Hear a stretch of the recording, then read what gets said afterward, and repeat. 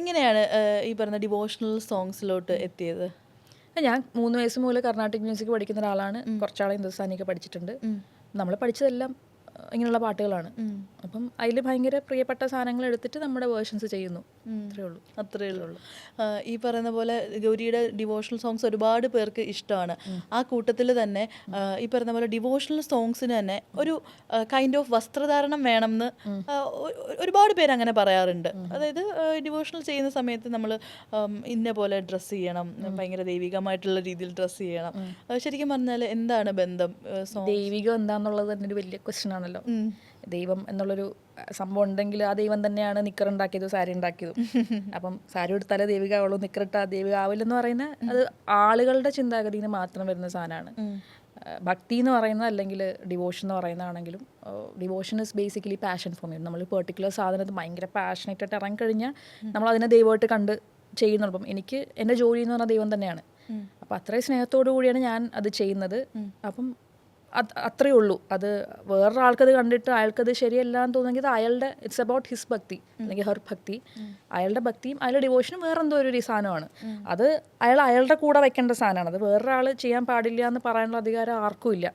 ഇപ്പം നമ്മൾ പറയും പണ്ട് ഇവിടെ ഈ പറഞ്ഞ പോലെ ബ്രാഹ്മണിസവും ഹിന്ദുസും അങ്ങനെയുള്ള സാധനങ്ങളൊക്കെ വരുന്നതിന് മുന്നേ നമ്മൾ ചാത്തനെയും നീലിനെയും ഒക്കെ ആരാധിച്ചിരുന്ന കള്ളും ഉണക്കമീനും ഒക്കെ കഴിക്കാൻ കൊടുത്തിരുന്ന ആളുകളാണ് നമ്മൾ. അപ്പം അന്ന് അതായിരുന്നു ദൈവികം. പിന്നെ അപ്പം ആർക്കും അതിനെക്കുറിച്ചൊരു കുഴപ്പമില്ല. പിന്നെ ഈ വേറെ കൾച്ചേഴ്സ് വന്നു, വേറെ ആളുകളൊക്കെ വന്ന് മിക്സായി. ഇപ്പം അമ്പലങ്ങളും ഇതും ദൈവം എന്നൊക്കെ പറഞ്ഞാൽ വെജിറ്റേറിയൻ കഴിക്കുന്ന, കുളിച്ച് ശുദ്ധമായിട്ട് വരുന്ന, ഇതൊന്നും പാടില്ലാത്ത ദൈവങ്ങളാണ് ഇപ്പം അമ്പലത്തിരിക്കുന്നത്. അപ്പം ഇത് ആളുകൾക്കനുസരിച്ച് കാലത്തിനനുസരിച്ച് ഇതിങ്ങനെ മാറിക്കൊണ്ടിരിക്കും. അത് വളരെ സബ്ജക്റ്റീവായിട്ടുള്ള സാധനം. അപ്പോൾ അത്രയും ചിന്തിക്കാൻ ബോധമില്ലാത്ത ആളുകളാണ് വന്നിട്ട് ഇങ്ങനെ ഇത് ചെയ്യാൻ പാടുള്ളൂ, ഇങ്ങനെ ചെയ്യാൻ പാടുള്ളൂ എന്ന് പറയും. അപ്പോൾ അത് അവരുടെ ബോധമില്ലായ്മയായിട്ട് മാത്രമേ അതിനെ കാണാൻ പറ്റുള്ളൂ. അതെ, ഒരാളുടെ ഔട്ട്ഫിറ്റ് വെച്ചിട്ട് ഒരാളെ ജഡ്ജ് ചെയ്യാൻ പറ്റുമോ? ഒന്നും വെച്ച് ജഡ്ജ് ചെയ്യാൻ പാടില്ല. ഔട്ട്ഫിറ്റ് മാത്രമല്ല, ഒരാളുടെ ഒന്നിനെയും വെച്ച് ഞാൻ അയാളെ ജഡ്ജ് ചെയ്യാൻ പാടില്ല എന്ന് വിശ്വസിക്കുന്ന ആളാണ് ഞാൻ. കാരണം അയാളുടെ ബാക്ക് സ്റ്റോറി എന്താണ്, അയാൾ എവിടെ നിന്ന് വരുന്നത്, അയാളെങ്ങനെയാണ് വളർന്നത്, അയാൾ എന്ത് കണ്ടു, എന്ത് കേട്ടു, എന്ത് ചെയ്തു, ഒരുപാട് കാര്യങ്ങളുണ്ടല്ലോ. അയാൾ തലയ്ക്കകത്ത് നിന്ന് നടക്കുന്നത് അയാൾക്ക് പോലും അറിയണ്ടാവില്ല ചിലപ്പോൾ. അപ്പം ആരെയും നമ്മളൊന്നും വെച്ച് ജഡ്ജ് ചെയ്യാൻ പാടില്ല. We have to give it some time. We can decide what to do about it.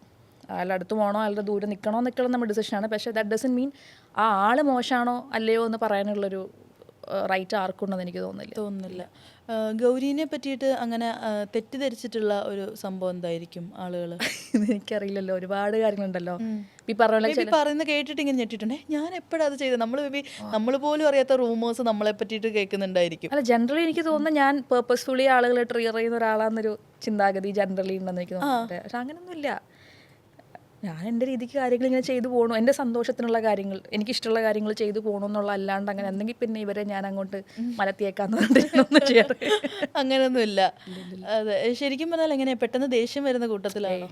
ഇല്ല, സമാധാനം വലിയ ടോപ്പിക്കാണ്. പക്ഷേ ദേഷ്യമൊക്കെ ഭയങ്കര കുറവാണ്. ഭയങ്കര വിഷമം വരുന്ന ആളാണ്. പക്ഷേ അങ്ങനെ ദേഷ്യം പ്രകടിപ്പിക്കുന്നതൊക്കെ ഭയങ്കര കുറവാണ്. പെട്ടെന്ന് ദേഷ്യം അങ്ങനെ വരാറില്ല. പെട്ടെന്ന് ഇമോഷണലി പെട്ടെന്ന് വിഷമം വരും. ആ വീക്ക് ബോൾഡ് സ്ട്രോങ് എന്നൊക്കെ പറയും നമ്മൾ ഉണ്ടാക്കി വെച്ച ടാഗ് ലൈൻസ് അല്ലേ. താൻ ഭയങ്കര ബോൾഡാണല്ലേ എന്ന് ചോദിച്ചാൽ എന്താണ് വാട്ട് ഇസ് ബോൾഡ് എന്ന് പറഞ്ഞാൽ എന്താണ്? റോബോട്ട് പോലെ ഇരിക്കുന്നതാണോ? ദേഷ്യം കുറവാണ്, ദേഷ്യം വളരെ കുറവാണ്. വിഷമം നന്നായിട്ട് വരുന്ന ആളാണ്, സന്തോഷം ഭയങ്കരമായിട്ട് വരുന്ന ആളാണ്, എക്സൈറ്റ്മെൻറ്റ് വരുന്ന ആളാണ്, എല്ലാ ഇമോഷൻസും ഉള്ള ആളാണ്. പക്ഷേ ഈ പറഞ്ഞ പോലെ പൊട്ടിത്തെറിക്കുക, റൂഡായിട്ട് സംസാരിക്കുക, അങ്ങനെയുള്ള പരിപാടികളൊന്നുമില്ല. നമ്മളിങ്ങനെ കേട്ടിട്ടുണ്ട്, അധികം പെട്ടെന്ന് ദേഷ്യപ്പെടാത്ത ആളുകൾ അവരുടെ ഒരു കൺട്രോൾ പോയി ദേഷ്യപ്പെടുന്ന ഒരു അവസ്ഥ വന്നു കഴിഞ്ഞാൽ പിന്നെ അവരെ പിടിച്ചാൽ കിട്ടൂല. ഇല്ല, ദേഷ്യപ്പെടുന്നതിനേക്കാളും യൂഷ്വലി ചെയ്യുക കറക്റ്റ് അയാൾ പറഞ്ഞ് നമ്മൾ ആ റിലേഷൻഷിപ്പ് സോർട്ട് ചെയ്യുക എന്നുള്ളതാണ് ചെയ്യാറുള്ളത്. അങ്ങനെ അല്ലെങ്കിൽ ഇതിങ്ങനെ ചെയ്യാൻ പാടില്ല എന്നുള്ള സമാധാനപരമായിട്ട് പറഞ്ഞ് സോർട്ട് ചെയ്യുക എന്നുള്ളതല്ലാണ്ട് ദേഷ്യപ്പെടാറില്ല. ഇല്ല.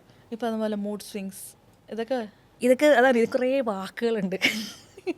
അപ്പം മൂഡ് സ്വിങ്സ് പറഞ്ഞാൽ എന്താ, ഇങ്ങനെ എല്ലാ മനുഷ്യന്മാർക്കും ഇല്ലേ മൂഡ് സ്വിങ്സ്? മൂഡ് സ്വിങ് എന്ന് പറഞ്ഞാൽ നമ്മൾ ഒരു മൂഡിൽ നിന്ന് അടുത്ത മൂഡിലേക്ക് പോകുന്നതാണ് മൂഡ് സ്വിങ്. എല്ലാ മനുഷ്യന്മാരും എല്ലാ ദിവസവും രാവിലെ എണീക്കുന്ന മൂഡിൽ തന്നെയാണ് രാത്രി ഇരിക്കുന്നത്, അല്ലല്ലോ. ഇതിങ്ങനെ മാറിക്കൊണ്ടിരിക്കും. ചിലർക്ക് പെട്ടെന്ന് മാറും, ചിലർക്ക് പതുക്കെ മാറുള്ളൂ. അയാളുടെ അവസ്ഥ അനുസരിച്ചിട്ട്, അയാളുടെ ഹോർമോണൽസ് ഇതനുസരിച്ചിട്ട്, അയാളുടെ അന്നത്തെ ദിവസത്തിൽ എന്തൊക്കെയാണ് ഫേസ് ചെയ്യുന്നതനുസരിച്ച് ഇതിൻ്റെ സ്പീഡ് കൂടും കുറയും.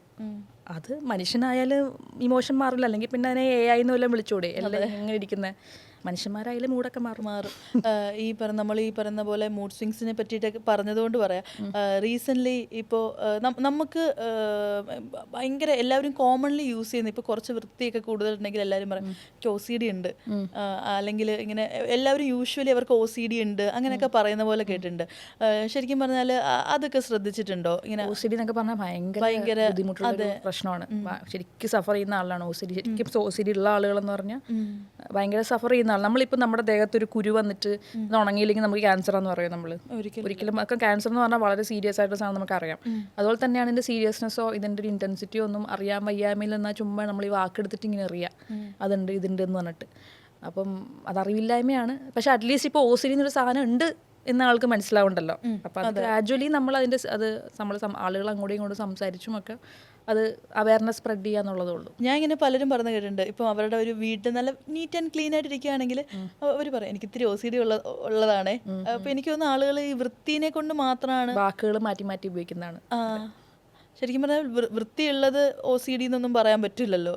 ഇത് എല്ലാ OCD ഉള്ളവർക്കും ഈ സെയിം രീതി ആയിരിക്കില്ലല്ലോ അവരുടെ. അപ്പം ഒരു ഡിസോർഡർ ആണെന്നും അതൊരു വെറുതെ ഒരാളുടെ സ്വഭാവമല്ല ഒരു ഡിസോർഡർ എന്ന് പറഞ്ഞാൽ. ഡിസോർഡർ എന്ന് പറഞ്ഞാൽ അയാളുടെ ജീവിതത്തിൻ്റെ എല്ലാ മേഖലകളിലും തൊട്ട് അയാളുടെ ജീവിതം വളരെ ബുദ്ധിമുട്ടാക്കുന്ന സാധനം ഡിസോർഡർ എന്ന് പറയുന്നത്. അതുകൊണ്ടാണല്ലോ അതിനങ്ങനെ പേര് ഡോക്ടർമാരുടെ വെച്ചിരിക്കുന്നത്. അപ്പം എടുത്തിട്ട് ഇങ്ങനെ എല്ലായിടത്തും വാരി വെതറി യൂസ് ചെയ്യാനുള്ള കാര്യങ്ങളല്ല. എന്താണെങ്കിലും എല്ലാ വാക്കുകളും ഞാൻ പറഞ്ഞാൽ ഈ മെൻ്റൽ ഹെൽത്തുമായിട്ട് ബന്ധപ്പെട്ടുള്ള ഒരുപാട് വാക്കുകൾ ഇങ്ങനെ എടുത്തിട്ട് ബൈപ്പോളറൊക്കെ വെറുതെ എടുത്തിട്ട് ആൾ ഉപയോഗിക്കും. മൂഡ് സ്വിങ്സ് പോലും ശരിക്കും അതാണ് ഇതിൻ്റെ അർത്ഥം എന്താണെന്ന് അറിയാൻ നമ്മൾ റെഗുലർ സംസാരത്തിൽ ഇപ്പോൾ ഇതെല്ലാം എടുത്തിട്ട് എല്ലാവരും ഉപയോഗിച്ച് ശരിക്കും എന്താണെന്ന് ഇപ്പോൾ ആർക്കും അറിയാത്ത അവസ്ഥയിലേക്ക് എത്തിയിട്ടുണ്ട്. അപ്പോൾ മേ ബി നമ്മളിങ്ങനെ ഈ സംസാരിക്കുന്നത് കൊണ്ട് തന്നെ റിയലായിട്ട് ഡയഗ്നോസ് ചെയ്ത ഒരാൾ എനിക്ക് OCD ആന്ന് പറഞ്ഞാൽ പോലും അതിപ്പോൾ എല്ലാവർക്കും ഉള്ളതല്ലേ എന്നുള്ള രീതിയിൽ അല്ലേ ആ പ്രശ്നമുണ്ട്. യെസ്. ഇങ്ങനെയുള്ളവരായിട്ട് എങ്ങനെയാണ് ഇപ്പോൾ യൂഷ്വലി നമ്മൾ ട്രീറ്റ് ചെയ്യേണ്ടതെന്ന് ആലോചിച്ചിട്ടുണ്ടോ? പ്രൊഫഷണൽ ഹെൽപ്പ് ഫസ്റ്റ് അയാൾ പോയി എടുക്കുക, പിന്നെ നമ്മൾ അവെയർ ആവുക, ചുറ്റുമുള്ള കാര്യങ്ങളെ കുറിച്ചിട്ട് നമ്മൾ അവെയർ ആവുക. ഇപ്പം മുന്നേക്കെ ആണെങ്കിൽ ഈ പോസ്റ്റ്പാർട്ടം ഡിപ്രഷൻ എന്ന് പറയുമ്പോൾ എല്ലാവരും കളിയാക്കും. ഇപ്പോൾ കുറച്ചുകൂടി പോസ്റ്റ്പാർട്ടം ഡിപ്രഷൻ കുറച്ചുകൂടെ സീരിയസ് ആയിട്ട് എടുത്തു തുടങ്ങിയിട്ടുണ്ട്. അതുപോലെ കൂടുതൽ ആളുകൾ ഇതിനെക്കുറിച്ച് സംസാരിച്ച് ഇപ്പം സോഷ്യൽ മീഡിയ എന്നുള്ള സാധനത്തിൻ്റെ ഏറ്റവും വലിയ ഗുണം എന്ന് തന്നെ എല്ലാവരും ഫുൾ ടൈം ഇതിനകത്ത് ഇരിക്കുന്നതുകൊണ്ട് നമ്മൾ നല്ല സാധനം എത്തിച്ചു കഴിഞ്ഞാൽ അത് ഉറപ്പായിട്ടും ആളുകൾ തലയിലോട്ട് കയറും. അപ്പോൾ അത് ചെയ്യുക, ആളുകളിലേക്ക് എത്തിക്കുക, അതിൻ്റെ അവയർനെസ് കൊടുക്കുക എന്നുള്ളതാണ്. അതെ, ആ രീതിയിൽ നല്ലതായിട്ട് ഡീൽ ചെയ്യാണ്. പിന്നീട് ഇപ്പം ഗൗരിയുടെ നെക്സ്റ്റ് പ്ലാൻസ് ഇപ്പം നേരത്തെ ഓൾറെഡി പറഞ്ഞു എനിക്കങ്ങനെ പ്ലാനിങ് ഇല്ല, എന്നാലും ഒരു നെക്സ്റ്റ് ഒരു 6 monthsത്തേക്കൊക്കെ ഉള്ള പ്ലാൻസ് ഒന്നും ഇല്ല. അടുത്ത ഒരു മാസത്തേക്കുള്ള പരിപാടിയേ ഉള്ളൂ. നമ്മുടെ പാട്ടിൽ വരുന്നുണ്ട് ഈ ന്യൂ ഏജ് ഭക്തി എന്ന് പറഞ്ഞിട്ടൊരു പ്രോജക്റ്റ് ഇപ്പം ഓണാക്കിയിട്ടുണ്ട്. ഫസ്റ്റ് പാട്ട് വരവീനയാണ്. അത് ഈ ഉടൻ തന്നെ ഉണ്ടാവും. അടുത്ത 1-2 ആഴ്ചയിൽ അത് റിലീസ് ഉണ്ടാവും. അതിൻ്റെ പുറകെ മൊത്തം അതൊരു 6 പാട്ടുണ്ട്. അപ്പോൾ അത് ഓരോന്നായി വർക്ക് ചെയ്ത് ഇറക്കിക്കൊണ്ടിരിക്കുകയാണ്. അതിൻ്റെ കാര്യങ്ങൾ നടന്നുകൊണ്ടിരിക്കുകയാണ്. അതെ, യാത്രകൾ ചെയ്യാൻ ഭയങ്കര കുറവാണ്. വളരെ കുറവാണ്. അപ്പം ശരി, എനിക്ക് തോന്നുന്നു ഇപ്പം നേരത്തെ പറഞ്ഞ പോലെ തന്നെ ഫ്രീ ടൈം എപ്പോഴും വീട്ടിൽ തന്നെ ഇരിക്കുക, ഇഷ്ടമുള്ള ഭക്ഷണം കഴിക്കുക, വീട്ടിലിരിക്കുക. എന്താണ് ആ കംഫർട്ട് ഭക്ഷണം? എന്താണ്? ഓരോ സമയത്ത് ഓരോന്നാണ്. എനിക്ക് രാവിലെ ദോശയും കടലയും കിട്ടിയാൽ ഞാൻ സന്തുഷ്ടയാണ്. അന്നത്തെ ദിവസം ഹാപ്പിയാണ്. ദോശങ്ങളും കിട്ടിയ ഹാപ്പിയാണ്. ദോശങ്ങളിലെയും ഉച്ചയ്ക്കാണെങ്കിൽ നമ്മുടെ ചോറും കറിയും ഒരു മുട്ടത്തോരനും ഒരു മീൻ വറുത്തൊക്കെ ഉണ്ടെങ്കിൽ അത്രയൊക്കെ മതി. പക്ഷേ ചില സമയത്ത് ഭയങ്കര വേറെ എന്തെങ്കിലും കഴിക്കാനൊക്കെ തോന്നും കേട്ടോ. അപ്പോൾ നമ്മൾ കഴിക്കും. ഇഷ്ടമുള്ള സാധനം അപ്പം കഴിച്ച് പോവുക, അത്രയൊക്കെ ഉള്ളൂ. ഭയങ്കര വലിയ അങ്ങനെ ഭയങ്കര ഇതില്ലെങ്കിൽ എനിക്ക് ജീവിക്കാൻ പറ്റില്ല, അങ്ങനെയൊന്നുമില്ല. ഞാൻ ഇന്ന് അപ്പോൾ സത്യം പറഞ്ഞാൽ ഒരു ഭയങ്കര രസമുള്ള ഒരു പേഴ്സണായിട്ട് ഇൻട്രാക്ട് ചെയ്തു. കുറേ കാര്യം നമ്മൾ തന്നെ ഇങ്ങനെ കുറേ ചിന്തിക്കാൻ പറ്റുന്ന പോലെ, അതായത് ഒരു പ്ലാനിങ്ങും വേണ്ട, ലൈഫ് ഇങ്ങനെ സ്മൂത്തായിട്ട് പോകും. എനിക്ക് മനസ്സിലായി, ഞാൻ കേട്ടതും കണ്ടതും പിന്നെ ഇരുന്ന് ആലോചിച്ചതും ഒക്കെ വെച്ചിട്ട് എനിക്ക് മനസ്സിലായി. കാരണം നമ്മളിവിടെ ഉള്ളത് ലൈഫ് എക്സ്പീരിയൻസ് ചെയ്യാൻ വേണ്ടിയിട്ട് മാത്രമാണ്. നമുക്കിവിടെ പ്രത്യേകിച്ച് വേറെ കാര്യങ്ങളൊന്നുമില്ല. നമ്മളിവിടെ വരുന്നു, നമ്മൾ ലൈഫ് എക്സ്പീരിയൻസ് ചെയ്യുന്നു. ആ എക്സ്പീരിയൻസ് ചെയ്യുമ്പോഴേക്കും മാക്സിമം ആളുകൾ ഉപദ്രവിക്കാണ്ടിരിക്കാൻ നോക്കുക. ഉപദ്രവിക്കാന്ന് ഉദ്ദേശിക്കണേ പോയിട്ട് പർപ്പസ്ഫുള്ളി ആരെയും ഒന്നും ചെയ്യാണ്ടിരിക്കുക. നല്ല മനുഷ്യന്മാരായിട്ട് നമുക്ക് കിട്ടുന്ന എക്സ്പീരിയൻസ് മാക്സിമം എൻജോയ് ചെയ്ത് സുഖമായിട്ട് ഇരുന്നിട്ട് തിരിച്ചു പോവുക. അതെ, happy at the end of the day നമ്മൾ സമാധാനമായിട്ട് ഉറങ്ങണം. അത്രേ ഉള്ളൂ. അപ്പോൾ എന്തായാലും ഗൗരി, ഒരുപാട് സന്തോഷം. ഇത്രയും നേരം ഒരു നല്ലൊരു കോൺവെർസേഷൻ, ഒരു സമാധാനം ഉണ്ടായിരുന്നു. നമുക്ക് വൈൻഡപ്പ് ചെയ്യുന്നതിന് മുമ്പ് തന്നെ ഒരു സോങ്ങിലൂടെ വൈൻഡപ്പ് ചെയ്താലോ? ഏത് സോങ് വേണം? ഏതാ പറഞ്ഞോളൂ. അജിതാഹരെ അത് കേട്ടുകൊണ്ട് അങ്ങ് വൈൻഡപ്പ് ചെയ്യാം. ഓക്കെ.